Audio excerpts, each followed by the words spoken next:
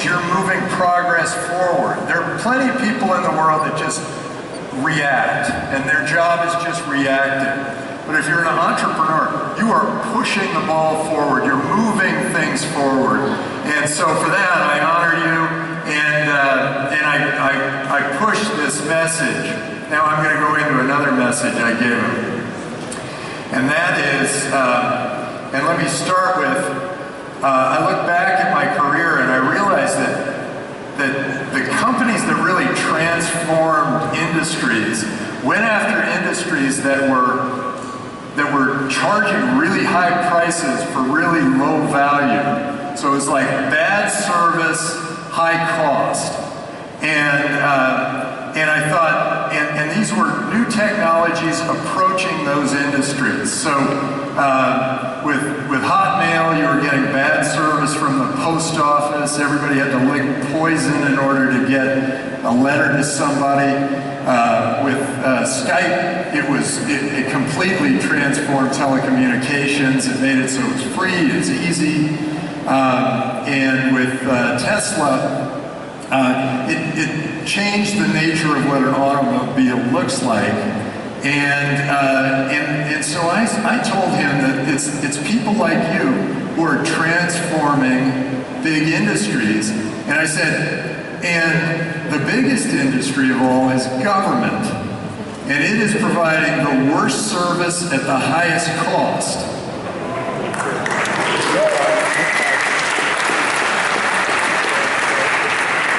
So I said, some of these people out here are looking to transform government, and so you should honor them. They're going to make government more efficient, more effective, all that. And I also told him that it used to be that governments were just like where government kind of controlled everything in this piece of real estate.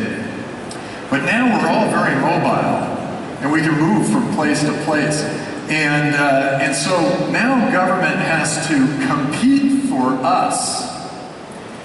And I said, you need to compete for your people. And he took that very well too. I said, look, you know, and use technology to compete for people. And then I also told him one other thing, and that was that I started something called Draper University. I'll get into it a little bit.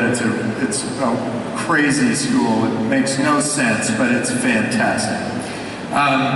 Anyway, I said that the Prime Minister from Estonia came to Draper University, and he said, first, that by using digital signatures, he saved 2% of his GDP. And then by doing digital voting, all the young people started to vote. Interesting that they didn't like those creepy little voting booths.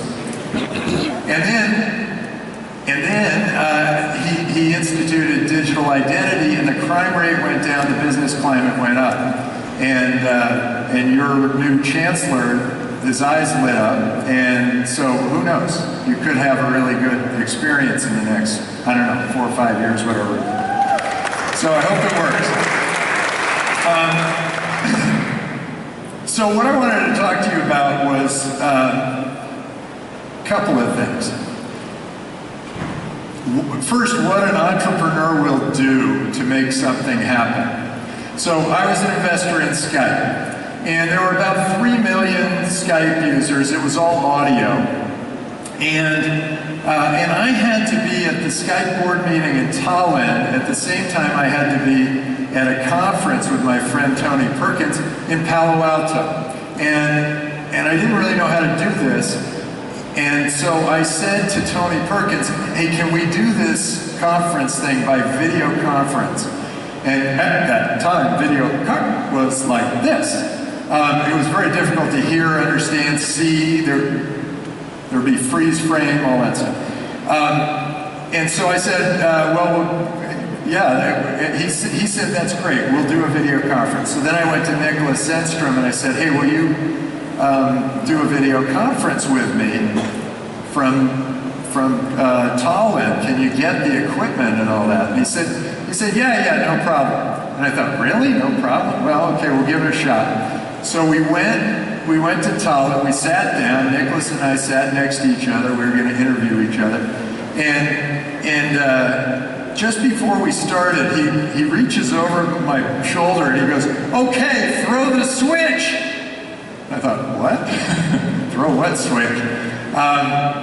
Anyway, we did the video conference. I asked Tony Perkins, "Hey, how'd you like the video conference?" He said, "Oh my God, it was so clear. We could see the pores on your skin. We could hear your voice like you were right here. It was awesome." I thought, wow, that's terrific. And meanwhile, Nicholas is sort of chuckling to himself. And I said, "What?" He said, "That was the first Skype video call."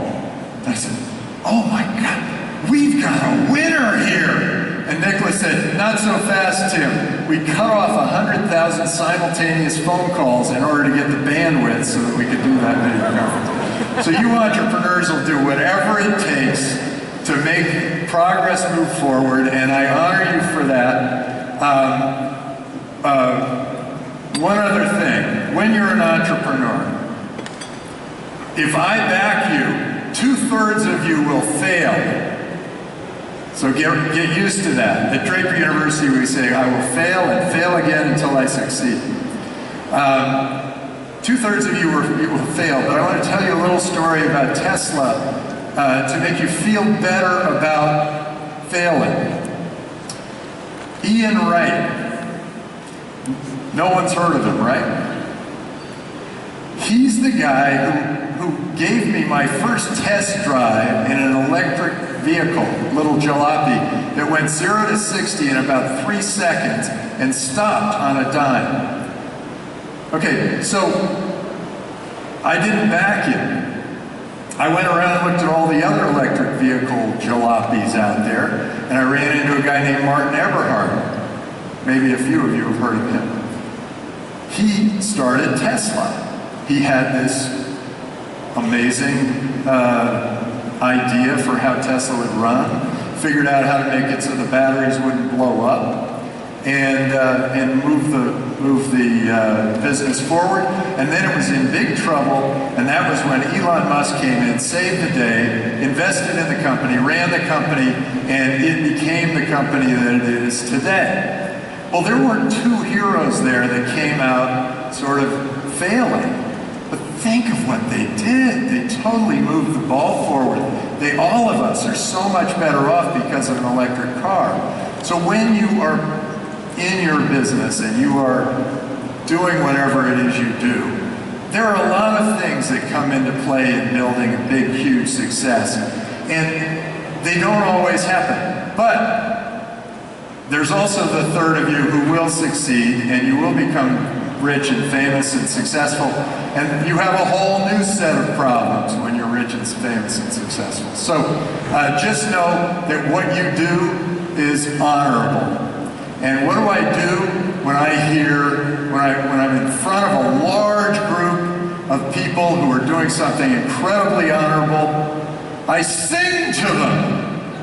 And bear with me, I am not a good singer, but go ahead and hit it.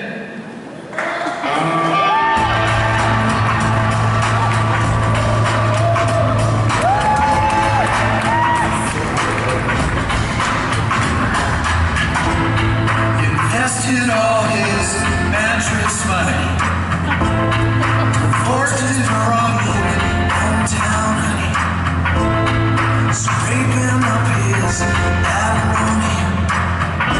Friends think he's a little funny. He's a world-class CEO, just another million or so. Get into some real cash flow, some tears and sweat can IPO. For 15 years he's been outgunned, bankers demanding love refund, companies looking moribund. Even Draper will not fund.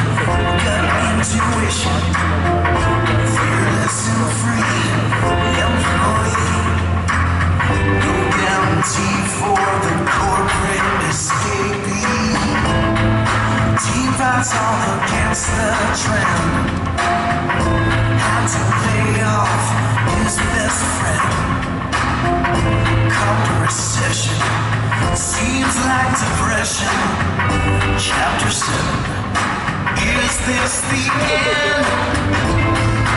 Then the salesman shouts, we got it. The company's gonna show a profit. To think the papers rang creeps out. The sky has opened, astronaut. He's the risk master. It's fast, drives faster. Skates on the edge of disaster. He's the risk master. He's the risk master. It's fast and drives faster. Skates on the edge of disaster. He's the risk master. He's on top of the world. At last they see it, vision unfurled. Cash flow outside. Now everybody wants a piece of his hide. Press wants and pride. Cobbles and tried. Anyone this rich must have lied.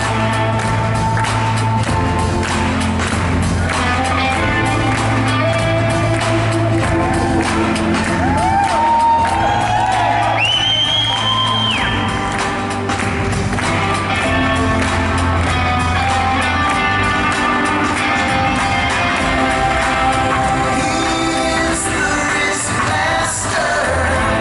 It's fast, drives faster.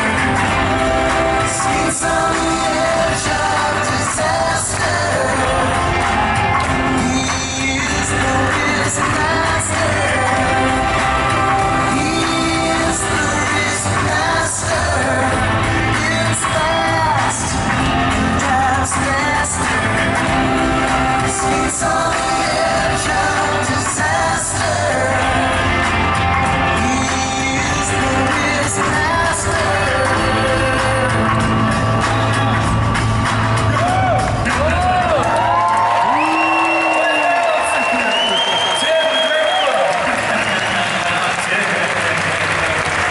That was awesome. That was the first. How did the kids see? I just realized I got the slide forwarder. Don't worry. We'll take care of that. You, after all, the risk master anyway. Marvelous. And I'll just walk out with it. I'll just blame someone else. Mega. Okay, seriously, that was the first. That was special. Risk master. Tell us now, I mean, you've seen so many things, probably a gazillion startups, companies, blah, blah, blah. What excites you? I mean, what would this crowd have to pitch to you to say, look, this gets you excited? Okay, so this is really important. I am looking for those transformational industries, the ones that are ready to be transformed. Okay, we're in the process of transforming music, entertainment, games, you name it, communications, information. Lots of industries have all been changed and have made it, the technology has had a huge impact on those industries, and lots of great companies have come from that. Now I'm looking at it saying, what are the industries that have the possibility to be transformed now that have not been transformed?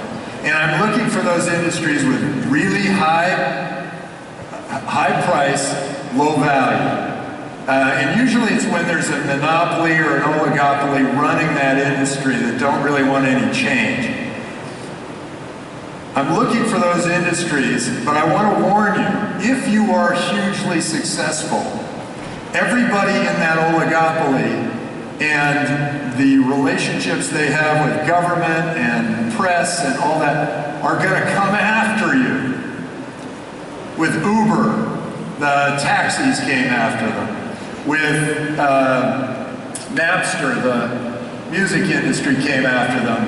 With Theranos, the entire medical industry is coming after her. You will be attacked. and you have to be prepared and determined. The car industry came after Elon, but he was so adroit at making that, dancing through that almost nobody even noticed. So I'm looking for the industries like that. So I'm sort of thinking finance, like venture capital. We do bad service for a high cost. Thank you. The investment banking business, possibly worse. The banking business also has a real problem, and that is that Bitcoin and the blockchain are potentially transforming banking. And boy, is that going to be big. Okay, so that's one. Another one might be medicine. It's going to all go big data. We're going to know exactly what your blood type is, what you're allergic to. We're going to know everything about you, and we're going to know exactly how to treat you. And you're going to know how to treat yourself, so you're going to be able to take back control over your own health. And I also think that in education, I think that's been poorly run for a long time, and there are great opportunities in transforming education, and I think government, which I've already gone into. So come to me with that kind of a business, maybe insurance, real estate. You find a big oligopoly that's been lazy and fat for a long time, and go after them with one of these new technologies, and you will be on my radar. The other thing is, when you finally get a chance to come in and meet with me, I want you bursting at the seams. I want you so enthusiastic that you can hardly control yourself. That's what I'm really looking for. And I can see whether you really believe it or not, too, so beware. And besides being super excited, I mean, if there's like this typical elevator setting, 30 seconds, what do you want to hear in 30 seconds? That really you're going to use some interesting technology to transform an industry that really needs it. I think that's kind of what I'm always looking for. So that's and the other thing I'm looking for is somebody who's Draper University is a really extraordinary place, and I encourage you, if you're 18 to 28 or you know anybody who has a real spark in their eye, I recommend that you send them to Draper University for either the Hero program or the Master's program. It is life-changing. But what we say there is a couple of things. I will fail and fail again until I succeed, and I will, a couple other things, I'll explore the world with gusto and enthusiasm. But we also say short-term sacrifice for long-term success. So I'm really looking for people who are willing to make good, long, short-term sacrifices so that long-term things work out. It kind of goes in line with once you said, as an entrepreneur, it's better to pay yourself less than more. I grabbed out of a video. Is that along those lines? That can be. That paying yourself is one of the many things. Working really super hard and keeping your head down for a long period of time is another. But yes, there are a lot of reasons to pay yourself less. One is that your company becomes much more valuable and your stock becomes much more valuable. But also you set an example for all the other people in your company that you're setting your sights on the big win at the end, and all of your employees are owners, and all of them should benefit when this whole thing comes together. So it's leadership by example. Now, speaking of that, I mean, we just had the Chancellor on stage, but maybe on a more bigger question, how about investing in European companies? Is that a bit of a tricky business for you? Is it no-go, or are you happy about that? I've been investing in a lot of European companies, 3 recently, Crowdcube up in London, AdisWorks in Bulgaria, another one in Bulgaria, Flips,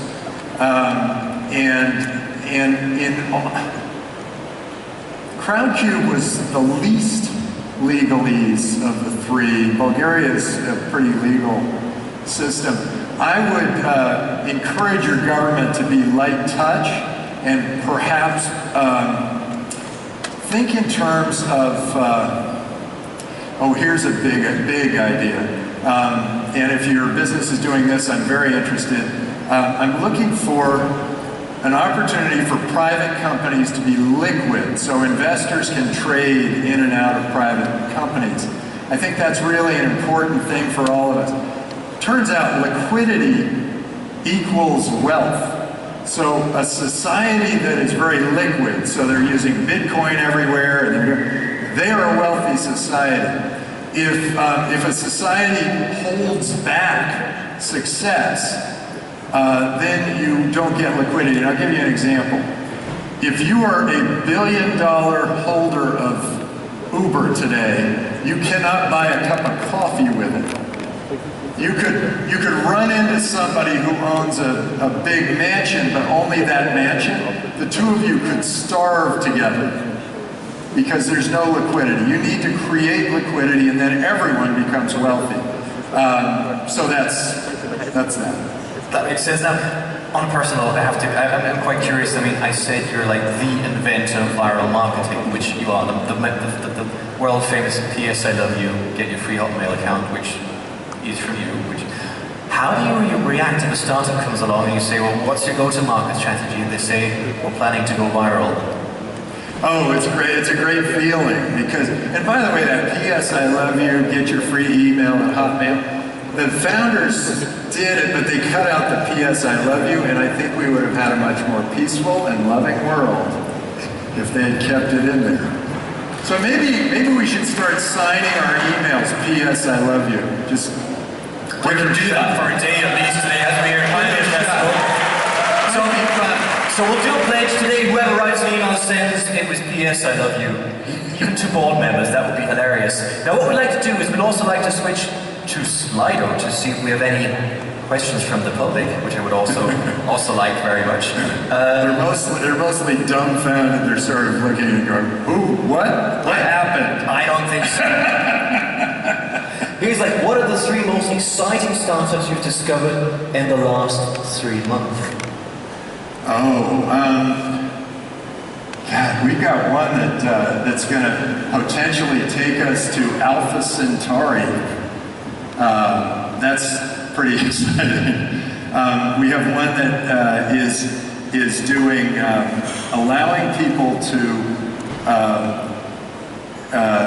evaluate old drugs and compare them to new diseases and matching the two. And so, and it all is done by a computer, and you get that match. And then, I'll tell you a fun story. We backed Tesla, and I went to Detroit, and somebody asked, well, so what should we do here in Detroit? Our economy's falling apart, and you know, the automotive thing. And I said, well, look, you've been sucking off this automotive teeth for long enough. Why don't you get into something else? So the first question is, but if I want to stay in automotive, what do I do? And I said, well, look, you just lost the electric car business to Tesla. You better make them fly. And what happened then was the president of GM, Ford, and Chrysler all berated me in the press. Who is this guy? He doesn't know anything about automotive, blah, blah, blah, blah. So then I took this test drive with this guy, and he said, look, we make the car go by itself. And we went, and the lines were perfectly fine, and we went straight, and then when there was an intersection, then the car veered off the road and we almost crashed. And I turned to him right then and I said, okay, I'm going to back you. And that turned out to be cruise automation.